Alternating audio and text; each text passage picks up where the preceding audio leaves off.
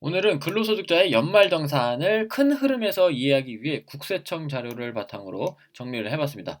연말정산에 대해서 잘 모르셨던 분들은 이 영상을 다 보고 나시면 연말정산은 이렇게 흘러가는 거구나 이렇게 쉽게 이해하실 수 있을 겁니다. 연말정산하면 무조건 세금을 돌려받는 건 아닙니다. 왜냐면 보세요. 저희가 월급을 받을 때 회사에서 세금을 떼고 받잖아요.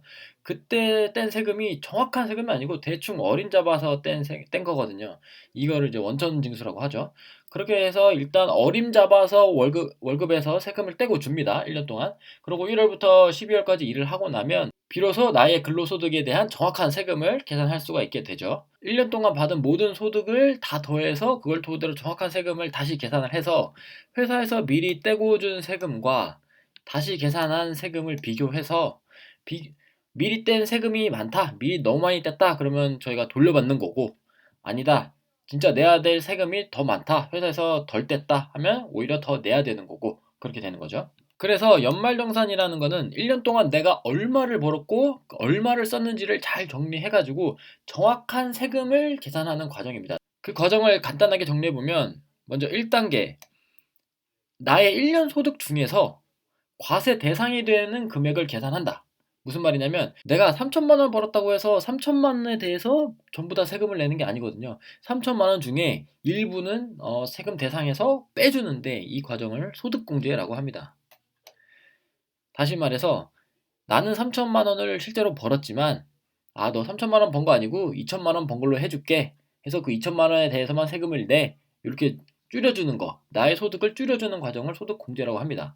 자, 그렇게 해서 1단계를 하고, 2단계 두 번째는, 그럼 그렇게 계산된 소득을 바탕으로 내가 내야 될 기본 세금을 계산을 합니다. 내가 얼마를 내야 되는지.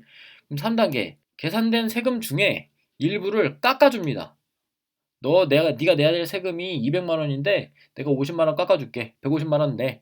이런 과정이 있고, 그 과정을 세액공제라고 합니다. 이렇게 깎아줘가지고 최종적으로 결정된 세금과 미리 뗀 세금을 비교해서 뭐 내가 많이 냈으면 돌려받고 덜 냈으면 더 내는, 뭐 그렇게 되는 겁니다. 자, 그러면 각 단계별로 한 뎁스씩만 더 들어가 볼게요.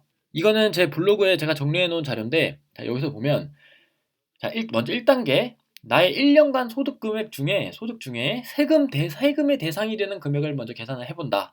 이걸 좀 더 어렵게 말하면 1년간 나의 소득 중에 과세 대상이 되는 금액을 계산한다 입니다. 여기서 과세 대상이 되는 금액을 과세 표준이라고 하고요. 예를 들어서 내가 1년 동안 3천만 원을 벌었어. 그러면 3천만 원 전부에 대해서 세금을 때리는 게 아니라 3천만 원 중에 일부에 대해서만 세금을 부과합니다. 그러면 3천만 원 중에 얼마에 대해서 세금을 부과할 거냐? 그게 과세 표준이고, 그 과세 표준을 계산하는 것이 1단계고 소득 공제입니다. 요 단계까지죠. 과세 표준 계산하는 단계, 여기까지가 1단계입니다. 이 과세 표준을 계산하는 거는 총 급여에서 시작합니다. 내가 1년 동안 벌어들인 영끌 총 급여가 3천만 원이다.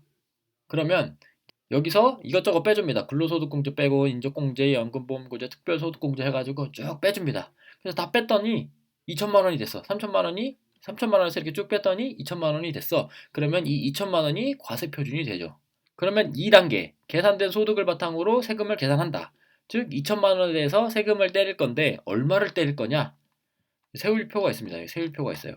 여기 보시면 과세 표준이라고 되어 있죠. 방금 계산했던 2천만 원, 나는 3천만 원 벌었지만 이것저것 빼줘서 2천만 원이 됐죠. 그럼 2천만 원이니까 요 두 번째에 해당하겠죠. 두 번째 계산하는 식은 과세 표준 2천만 원에다가 15% 하고 빼기 108만 원. 그러니까 2천 곱하기 15% 빼기 108만 원 하면은 192만 원. 192만 원이 내가 내야 될 세금인 겁니다. 여기까지 2단계 끝. 자, 여기서 3단계로 갑니다. 과세 표준 계산했고 그거에 따라서 내가 내야 될 세금 계산했죠. 192만 원. 그럼 거기서 세금을 깎아줍니다. 얼마를 깎아줄 거냐 하는 거, 그거 계산하는 게 세액공제라고 하는 거고, 그 항목은 여러 가지가 있습니다. 뭐 근로소득세액공제, 자녀세액공제, 연금계좌세액공제, 특별세액공제 갖고 여러 가지가 항목이 되게 굉장히 많은데, 이렇게 갖고 뭐 세금 쪽 깎아줬어요. 뭐 예를 들어서 92만 원 깎아줬다 칩시다. 그러면 내가 192만 원을 내야 되는데 92만 원을 깎아줬으니까 최종적으로 내가 내야 될 세금은 192 빼기 92 해서 100만 원이 됩니다. 이렇게 해서 최종 결정된 100만 원을 결정세액이라고 합니다. 최종적으로 결정된 세금이다. 결정세액 100만 원. 그러면 이 결정세액 100만 원과 회사에서 미리 뗀 세금과 비교했더니, 회사에서 150만 원을 미리 떼갔었어. 그러면 내가 50만 원을 돌려받는 거고, 회사에서 90만 원밖에 안 뗐어. 그러면 내가 10만 원을 추가로 내야 되는 거죠. 이게 끝입니다. 이런 식으로 흘러가는 게 연말정산이고요. 여기서 그럼 기억해야 될 건 두 가지죠. 내가 벌어들인 돈 중에 세금 안 때리는 거는 빼준다. 그게 소득공제. 두 번째는 내야 될 세금을 깎아준다. 두 번째, 그게 세액공제죠. 이렇게 소득공제와 세액공제로 흘러갑니다. 그러면 이 소득공제와 세액공제는 어떤 항목들이 있고 또 얼마나 빼주느냐? 그거는 이제 꽤 디테일한 내용이기 때문에 제 블로그에 국세청 자료를 캡처해서 이렇게 쭉 올려뒀거든요. 그래서 천천히 보시고, 이런 것도 빼준다고? 그럼 나도 할래. 이렇게 찾아보시면 되겠습니다. 대표적으로 하나만 볼게요. 연금저축인데요. 회사에서 알아서 떼가는 그 국민연금 말고 개인이 추가적으로 연금저축 계좌를 만들 수 있는데 그 계좌에 내가 입금을 하면 뭐 최대 66만 원까지 세액 공제를 해줍니다. 그러니까 세금을 66만 원 깎아주는 거죠. 그러면 뭐야 나 안 했는데 나도 할래라고 이런 생각이 드시면 요 연금저축에 대해서 한번 찾아보시고 할지 말지 결정을 하시면 되겠습니다. 캡처한 자료랑 국세청 원본 자료는 제 블로그에 올라가 있으니까요. 거기서 참고하시면 되겠습니다. 제가 댓글로 링크 다 남겨놓을게요.